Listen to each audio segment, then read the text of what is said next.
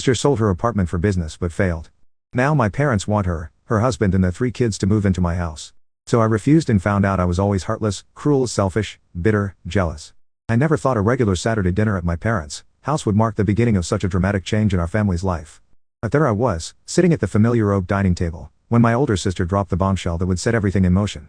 I decided to sell my apartment, Amanda announced, barely containing her excitement. We're going to open our own Italian restaurant. I nearly choked on my mashed potatoes. The apartment she was talking about wasn't just any property, it was a luxury 3-bedroom condo in the heart of the city, the one our grandmother had left her in her will.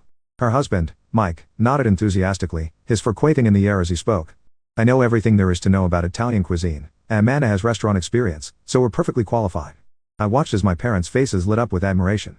Mom clasped her hands together in delight while Dad beamed with pride. That's such a wonderful idea, honey, Mom exclaimed. You've always had such a good head for business. But something didn't sit right with me. Call me boring and trust me, I've been called worse, but being a financial manager means I can't help but think about the practical side of things. Have you actually calculated all the risks? I asked, trying to keep my voice neutral. Maybe it would be better to take out a business loan instead of selling your only property. Amanda rolled her eyes. Here we go again. Classic Nellie, always overthinking everything. Do you at least have a business plan? I pressed on, glancing at our kids, 5-year-old Tommy and 2-year-old Lisa, who were playing with their toys in the living room. We left as small children to think about.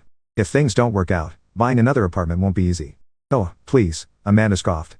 You don't understand any about business opportunities in today's economy. You have to take risks to get ahead. You can't just sit around waiting for success to fall into your lap. But your restaurant experience, I started, remembering how she'd only worked as an administrator for a few months before Tommy was born. It was pretty brief, wasn't it? God, you're so boring, Amanda threw her hands up in exasperation. This is exactly why you're still single, Nellie. You never take any chances. I sat there, pushing the remains of my dinner around my plate, listening to them spin their fantasy of success. Not once did they mention the possibility of failure, of things going wrong. Not once did they consider what would happen if their dream restaurant didn't work out. An hour later, I pulled into the driveway of my small house. It was Gran's house, really. Though she'd been gone for 3 years now. As I unlocked the front door, my mind wandered back to her final days and how she divided her property between my sister and me. Amanda had practically camped out at Gran's hospital bed, going on about how perfect the luxury apartment would be for her future family. I remember Gran looking at me apologetically as she explained her decision to leave me the house instead. You've always been practical, just like me, she said, squeezing my hand with what little strength she had left. This house isn't fancy, but it's paid for and full of love.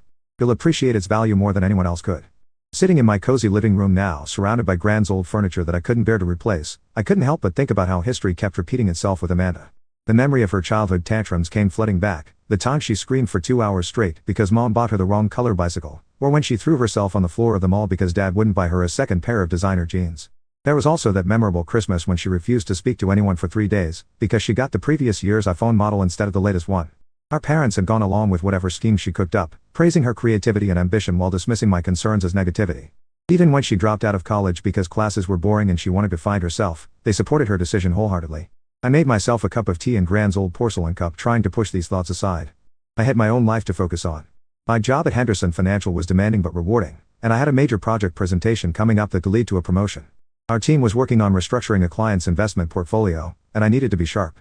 Amanda's restaurant dreams weren't my problem, and dwelling on them wouldn't change anything.